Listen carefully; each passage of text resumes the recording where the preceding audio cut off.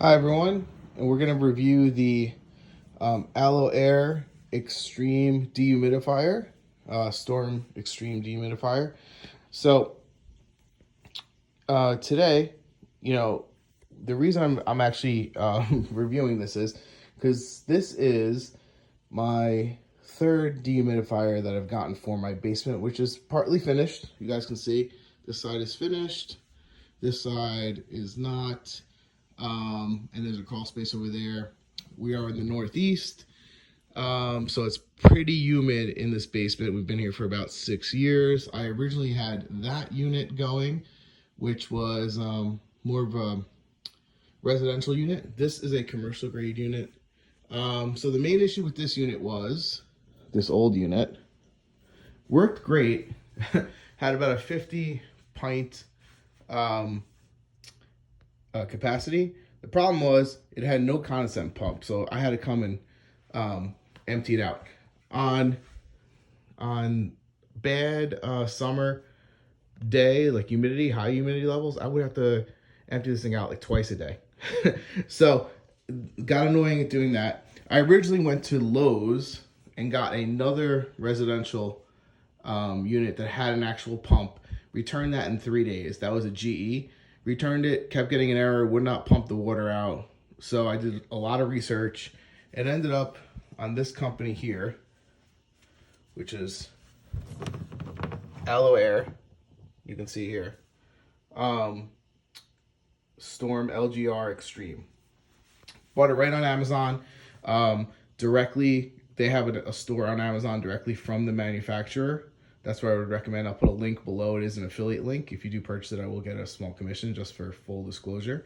But let's get to it, guys. It's a dehumidifier. It's not the most glamorous thing. However, I will say we have had it running for a little over 2 months now. And this is the driest my basement's ever been. Right, so the first reason, you can see I have it pretty close. So it has a pretty long cord, about 15 feet. I don't need that much, so I have it just wrapped on top there.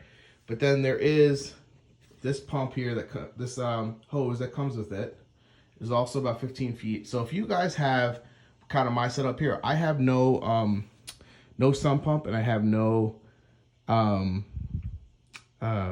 slop sink to drain this thing in, right? So I needed something with a condensate pump that will actually pump the water out automatically. And that's where you see this long tube here. I have it kind of spread out, and it goes directly into my washer hookup, right?